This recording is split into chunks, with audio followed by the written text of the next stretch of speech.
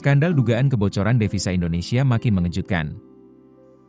Danantara mengungkap modus under-invoicing diduga melibatkan perusahaan cangkang hingga praktik memarkir uang hasil ekspor di luar negeri. Nilai kerugiannya disebut mencapai 15.400 triliun rupiah. Pemerintah mulai membongkar dugaan besar praktik curang ekspor yang disebut telah merugikan negara selama puluhan tahun. Badan Pengelola Investasi atau BPI Danantara mengungkap modus under-invoicing diduga dilakukan dengan cara memanipulasi harga ekspor hingga menggunakan perusahaan cangkang di luar negeri.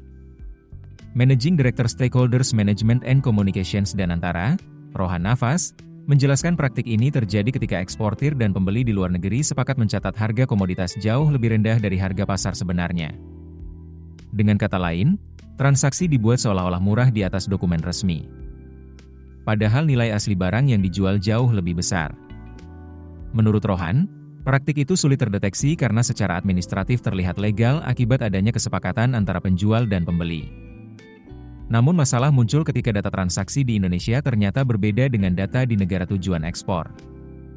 Pemerintah juga menduga praktik ini melibatkan perusahaan cangkang atau shell company milik eksportir sendiri di luar negeri. Artinya, pembeli di luar negeri diduga sebenarnya masih terhubung dengan pihak eksportir yang sama. Setelah komoditas dijual kembali ke pasar internasional dengan harga normal, keuntungan besar itu justru tidak masuk ke Indonesia.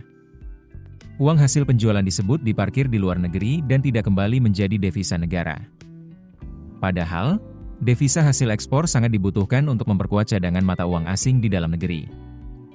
Menurut data yang sebelumnya disampaikan Presiden Prabowo Subianto, dugaan praktik under-invoicing selama 34 tahun itu menyebabkan potensi kerugian negara mencapai 15.400 triliun rupiah. Akibat terbatasnya devisa di dalam negeri, pemerintah disebut menjadi lebih sulit mengendalikan stabilitas nilai tukar dan kebutuhan valuta asing. Untuk mengatasi persoalan tersebut, pemerintah kini membentuk BUMN baru bernama PT Danantara Sumber Daya Indonesia atau PT DSI. Pada tahap awal, mulai 1 Juni hingga akhir Desember 2026, PT DSI akan berfungsi sebagai perantara antara eksportir Indonesia dan pembeli luar negeri.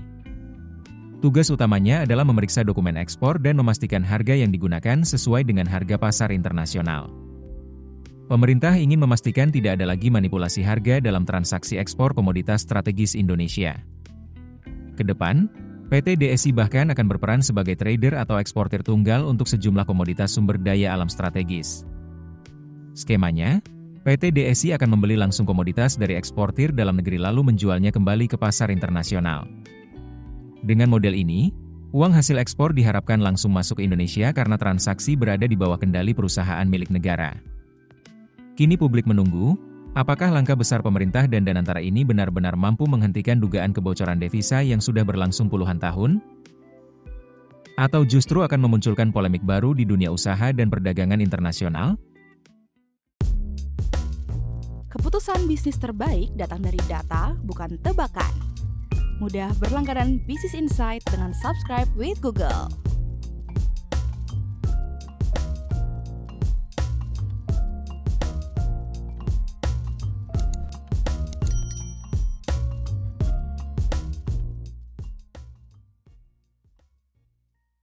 Download aplikasi Kontan sekarang di App Store atau Play Store.